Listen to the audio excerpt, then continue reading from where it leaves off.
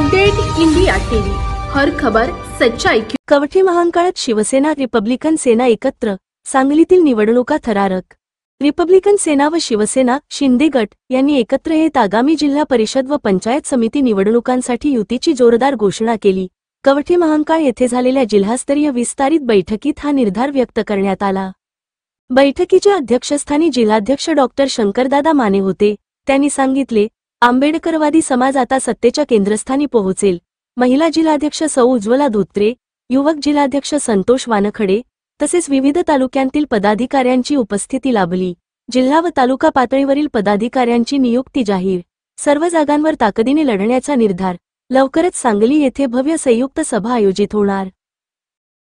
Republican सेना सांगली जिल्ह्याच्या वतीने राष्ट्रीय अध्यक्ष आनंदराज आंबेडकर यांच्या आदेशावरून आज सांगली जिल्ह्यातील जिल्हा कार्यकारिणीची बैठक आज कवठे महांकाळ येथे पार पडली।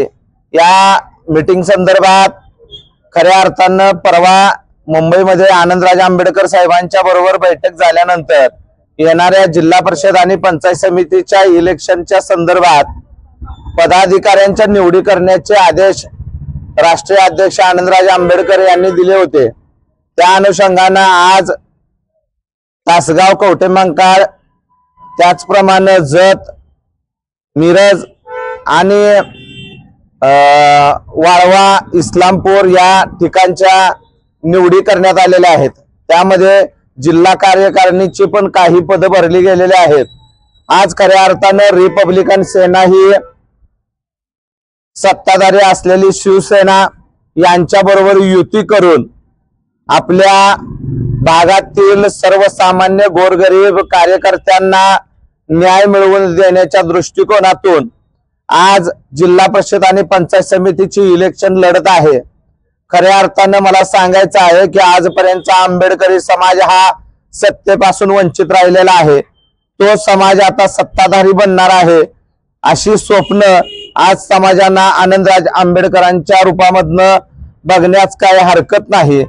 कारण आजपर्यंत रस्त्यावर उतरणारा, न्याय आणि हक्क मागणारा, न्याय आणि हक्क मिळवून देणारा सर्व समाजाला समाज कुठला असेल तर तो आंबेडकरी समाज आहे। आणि त्या आंबेडकरी समाजाला आजपर्यंत इथल्या मनुवादी लोकांनी सत्तेपासून दूर ठेवलेला आहे। ही सत्ता मिळवून घेण्याच्या दृष्टिकोनातून एक राजकीय युती शिवसेना आणि रिपब्लिकन सेना महाराष्ट्रामध्ये स्थानिक स्वराज्य संस्थेमध्ये झालेली आहे। त्याच्या अनुषंगाने कवठे महांकाळ आणि सांगली जिल्ह्यातील सर्व जिल्हा परिषद आणि पंचायत समिती या दोन पक्षांच्या युतीमधून लढल्या जाणार आहेत। आणि सांगली जिल्ह्यातील जवळजवळ 20% जागा या रिपब्लिकन सेनेला सोडणार आहे असे शिंदे साहेबांनी आनंदराज आंबेडकर साहेबांना अभिवचन दिलेलं आहे। आणि ह्या अभिवचनामुळेच खऱ्या अर्थानं महाराष्ट्रामध्ये शिवसेना आणि भीमसेना एकत्रित आलेली दिसत आहेत। आणि या अनुषंगाने आम्ही सर्वच भीमसैनिक आज सांगलीमध्ये रात्रीचा दिवस आणि आनंदराज आंबेडकर साहेबांचा आदेश हा सर्व आकोपे घेऊन आम्ही पुढे येणारी वाटचाल करणार आहे। आणि येणाऱ्या सर्वच इलेक्शन या युतीच्या माध्यमातून सुबळाव ताकदीने लढणार आहे एवढेच मला आज सांगायचं आहे। आणि आज ज्यांच्या निवडी करण्यात आलेल्या आहेत त्यांना माझ्या हार्दिक शुभेच्छा देऊन मी इथंच थांबतो। सगळ्यांना माझा क्रांतिकारी जय भीम।